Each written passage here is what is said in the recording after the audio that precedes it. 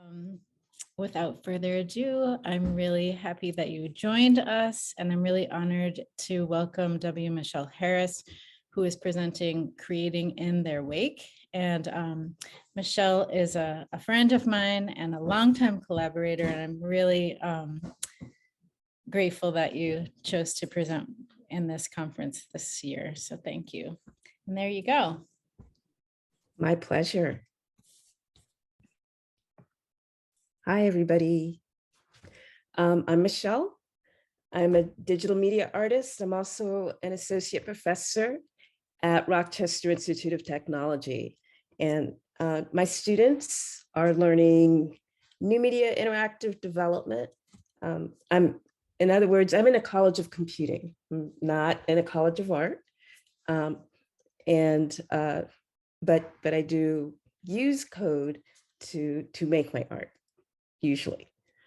And let's see, I'll add in my website here. And whoops, that was a thing I just copied because I had to go visit once while Andrea was talking. Okay, so there's mine, which is not quite up to date, but it should do that. It should be close enough. All right, and I want to talk to you about an installation, an interactive video installation that I created called In Their Wake. And this is a screenshot from it, but I want to tell you about my journey to get there. And I'll try and talk more about the why and a little less about the how, even though I'm not very good at the why usually. I can tell you what I did, and then I kind of expect you to find the why part to be obvious. Very much not like a lot of the presenters over the past couple of days. All right, so what I tend to do is I use imagery and code, and sometimes I use electronics to have conversations with my audience. So this particular installation has video projected on it. And when people move in front of one of these 3 dresses that currently has like dots on it and some very quiet video on it, it changes the video on that dress to focus on that dress. And also there's a fan underneath that starts to make it move, and it looks like they're kind of dancing with you, right? So that's the kind of stuff that I like to do. And I want to start by talking about not my first installation, but the first installation that it's a memorial, the Can't Breathe Mirror from 2015. This is a shot of it, and I will pull up the demo later on. But in July 25th, New York City made a settlement with Eric Garner's family, and that is kind of when a lot of people first heard about the situation of what happened to Eric Garner. And at that point, I started compiling names, and I started finding pictures. And in that process, I consulted a database from the Washington Post and from the Guardian newspaper. Both of those databases have since been discontinued, but now there is a database called Mapping Police Violence by Sam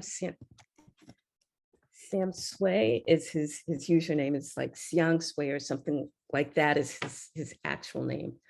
But it keeps track of the who and the how and the where, and also even like congressional districts and the policing in that area. Really informed research that they're doing and maintaining this database, several databases and visualizations of things.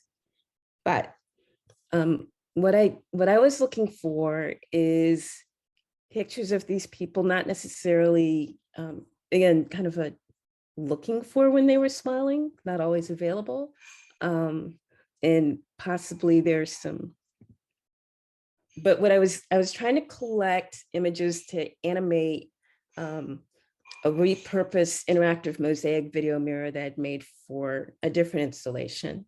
So I was looking through these databases, and often I would find mug shots, but I was hoping to find pictures of them in happier times, right? Not always successful. And my audience, intended audience, was other Black people. And this is kind of, you know, this is the intended audience to be a memorial, a celebration of life, as opposed to the tragedy that happened.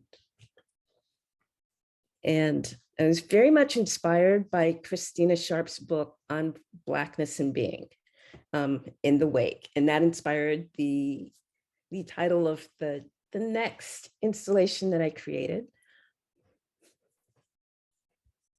But let me, here is a look at kind of a typical installation. I try to bring votive candles, white lace draping the table, paper with a list of their names, and then the projection on whatever is available to project on, that is a mirror of what's being captured in the camera, right?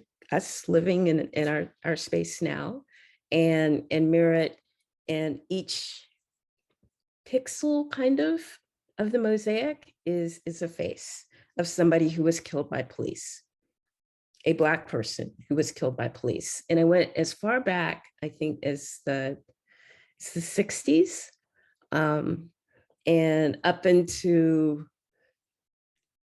let's say, the week before I was happening to show at that time. And so I've shown it a few times between 2015 and 2016 and 2017. Let's see. So this one's just going to mirror me here. So the video that you see of me in Zoom is being mirrored in this video. And every pixel becomes a face of somebody who was taken by the police. Michelle, we're seeing a still image. Is that what we're supposed to be? Oh, because I haven't shared it yet. Hold on. Sorry. Thank you. I am out of practice since the end of classes.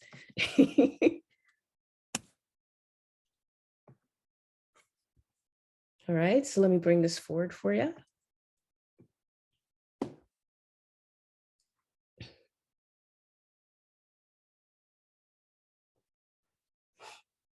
Right, so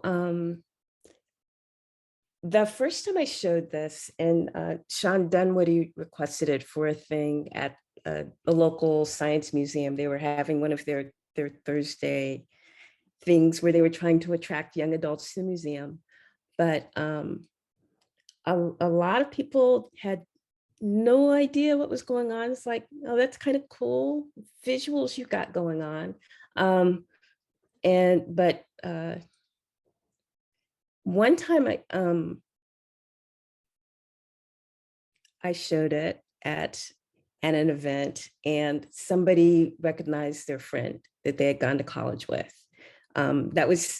That had been killed, and this was at Howard University. So there's, and in fact, this was a case that Ta-Nehisi Coates had written about, because he was at Howard at the same time too. But she recognized him, and it was a picture of, one of those young person, like a prom picture or a graduation picture or something like that. But this is a memorial of the hopefully happier times in their lives. Not everybody, I was able to find that kind of picture, but yeah, it's to celebrate them here. And it's about when they were breathing and echoing us here now. Right, having that connection.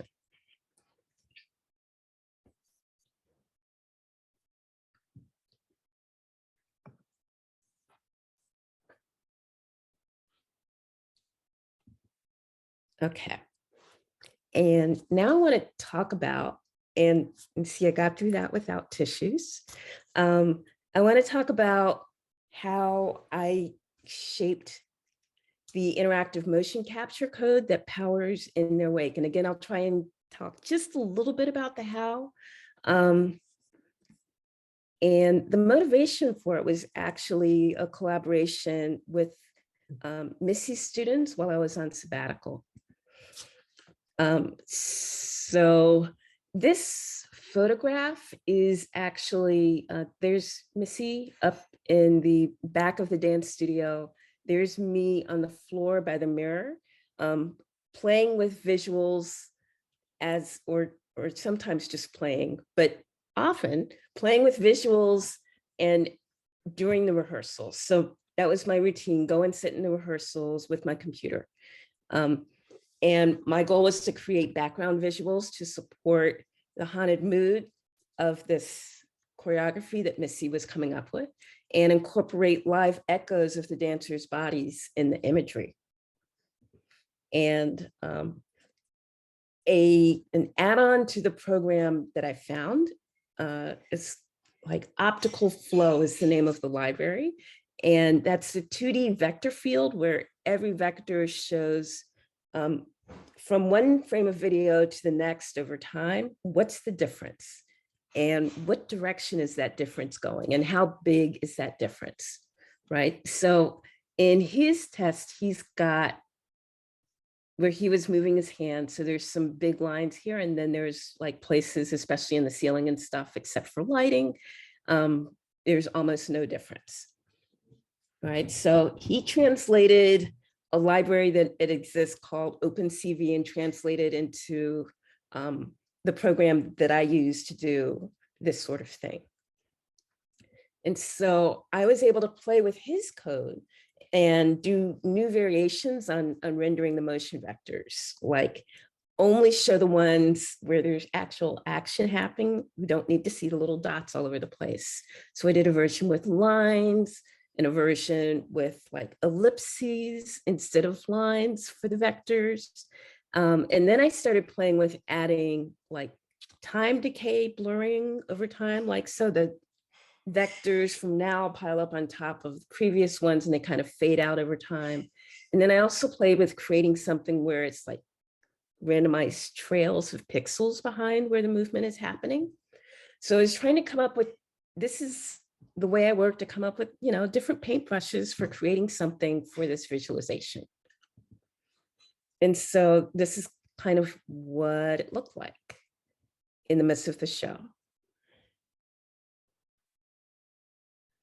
Right, layering, I think this one was using the ellipses version and some time decay and mixing that with video. So where there is imagery from finding that optical flow and turning it into ellipses, that's where pixels from video would show through.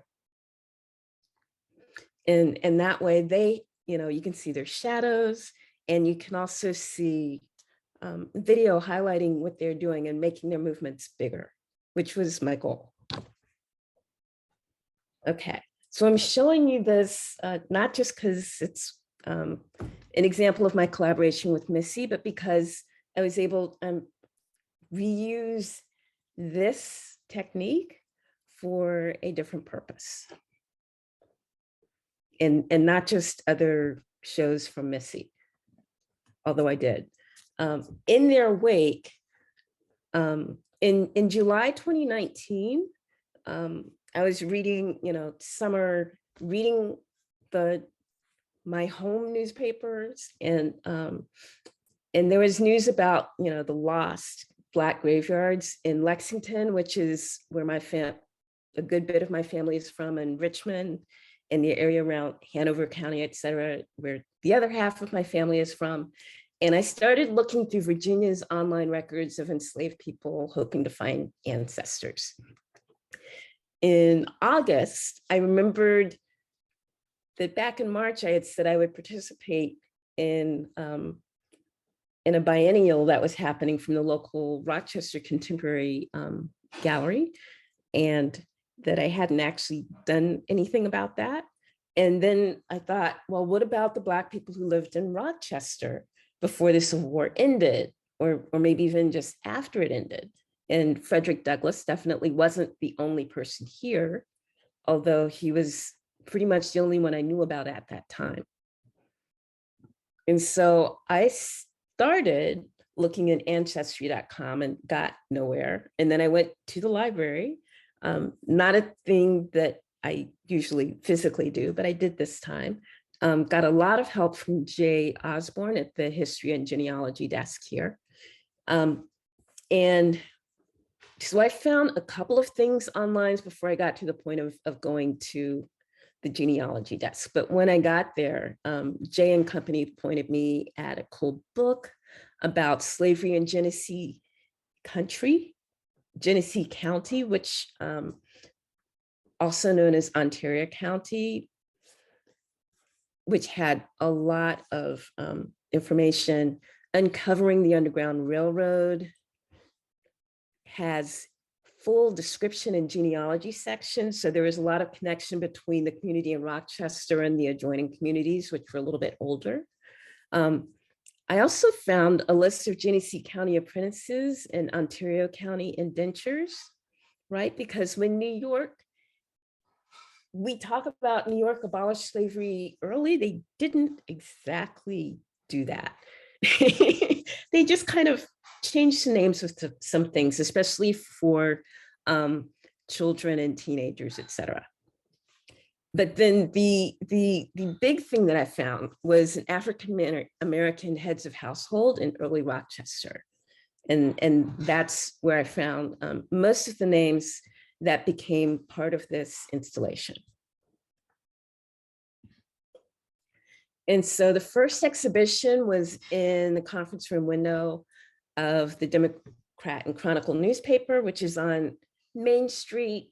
And so as people walked by, this installation was active. I had a little camera mounted up here, aimed at the street, so that when people walked by, it would kind of activate it. So this is what it looks like when nobody's doing anything.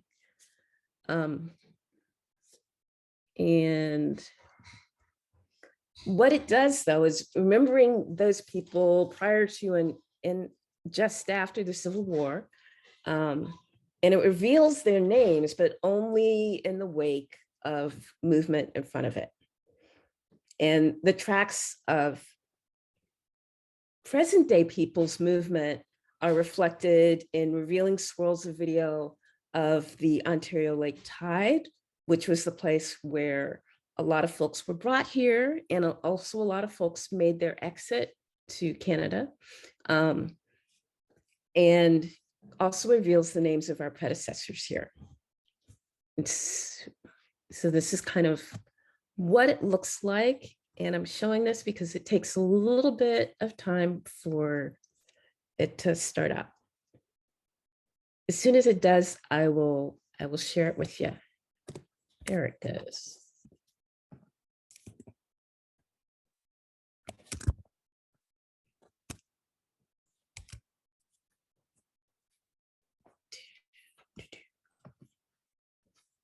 All right, move this to the front. Again, it is aiming just at me talking. So let me do something active there.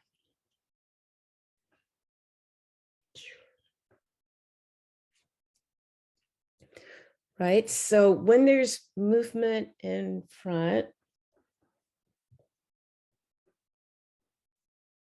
the names of these people show up and move and are revealed. So all these people that most of us have no idea about, but I also noticed that some of these names are names of folks that are still in Rochester. And even though the Douglas family was kind of burned out of town, some of them have come back and got involved, but they were actually burned out, but at least to the level of kids and grandkids are also part of this. And Austin Seward and so many other people, Harriet Jacobs.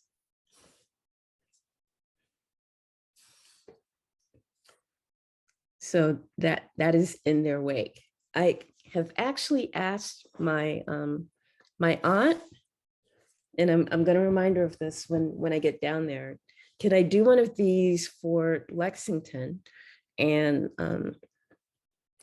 the heart, and then, you know, and that would involve contextualizing this for that place. Like, what would the visuals be? And how should that look?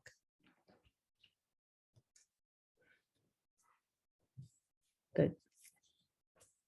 That is in their wake. Right. So again, it's a celebration of people, of what they did and what they built. Some of them free, some of them not, but where I could find a name, it is in there.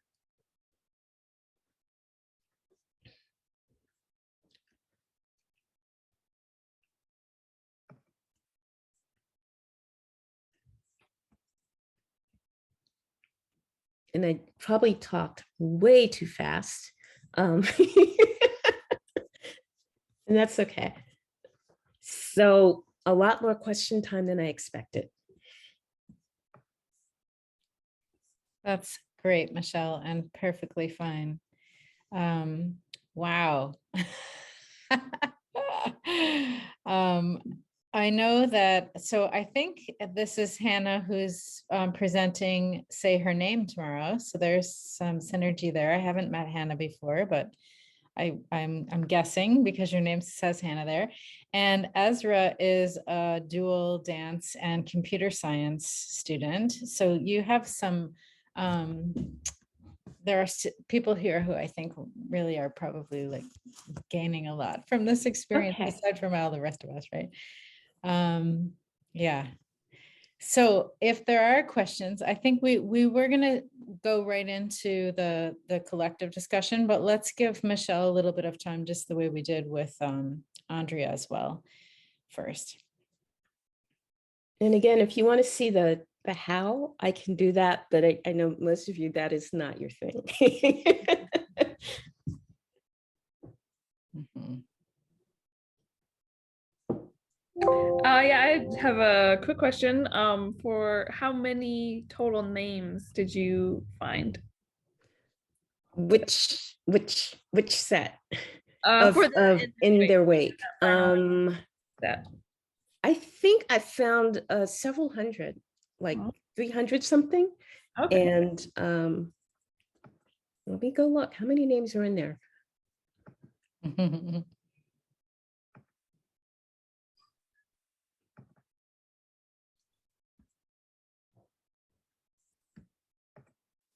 I'm pretty sure it was several hundred, and most of them came from the directory.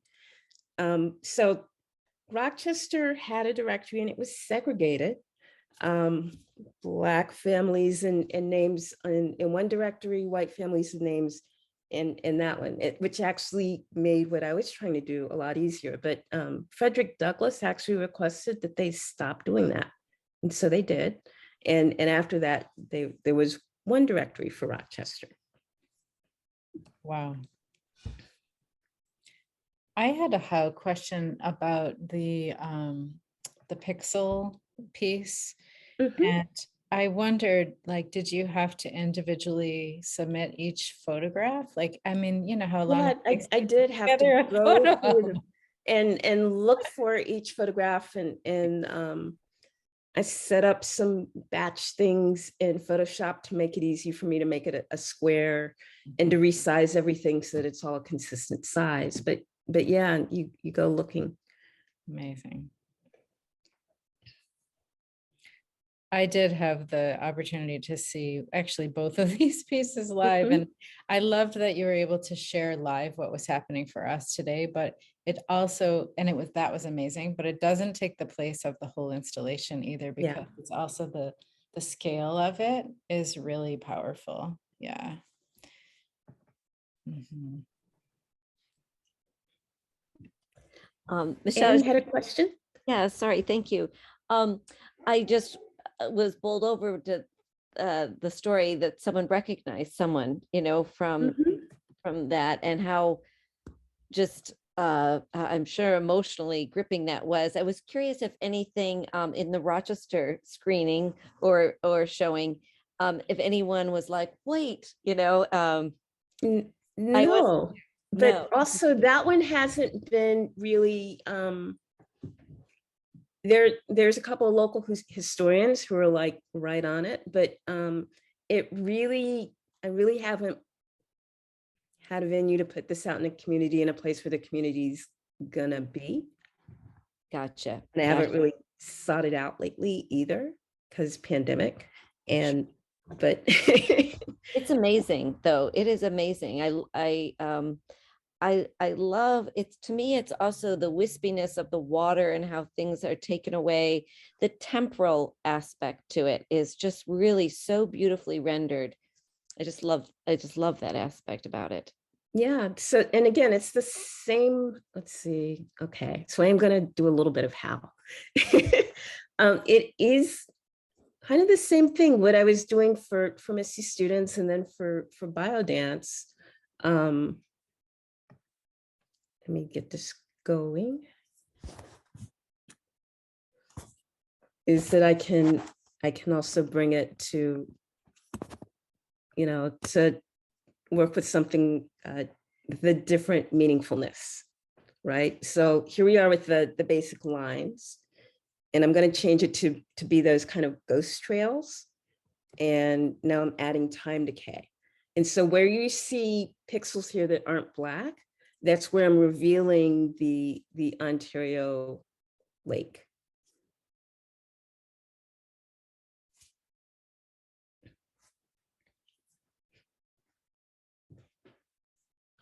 And if there's a little bit of blue as it fades in, then I'm seeing more and more of just a gradient, the background gradient, as opposed to the video.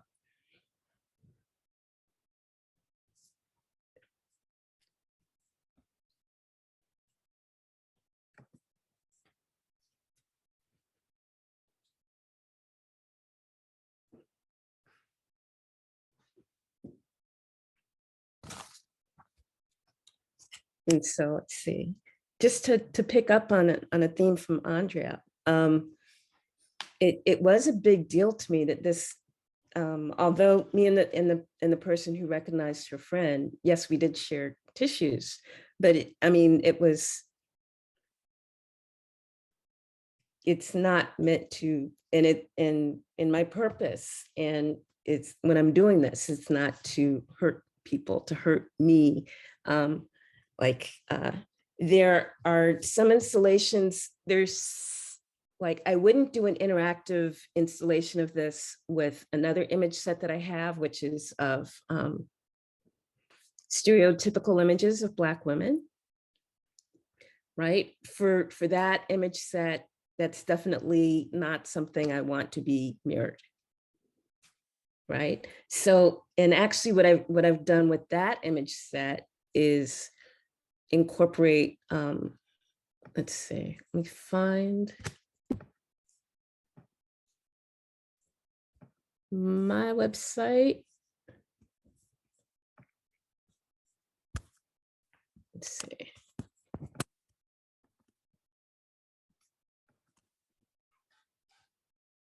So that's from a photograph of me. The photograph is angled up. I'm wearing my power suit and, power position.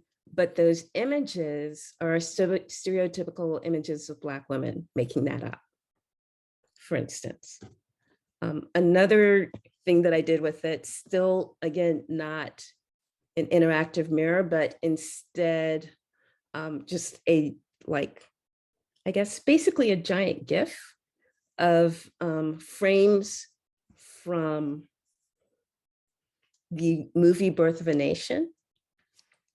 And those are rendered in the stereotypical images. And then the frames of me inserting myself into that awful movie are images from the 1900s that W.E.B. Du Bois was trying to counteract things like the human zoo and other exhibits of of what Black people were like back then, with actual images of Black people, some of them from here in Buffalo, et cetera. So we had people sit for portraits. And so that's where these images are coming from. So yeah, I am cheering and hanging out with the antagonist of this movie, who wanted the awful thing of, you know, free the slaves.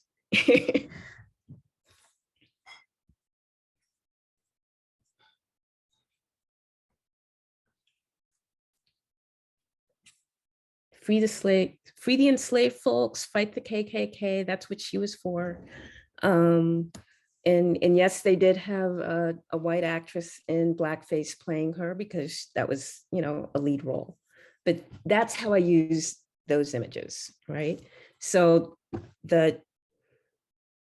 as Andrea said, images have power, and you have to kind of like find the best way or to use them, or, you know, figure out, no, it should not be used for various contexts.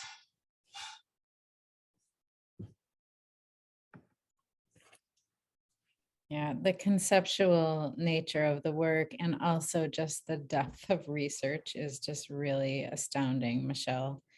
And you're talking about like that really fine line between what is provocative enough, you know, but yet not damaging. And it's very complicated, right? Yes. Yeah.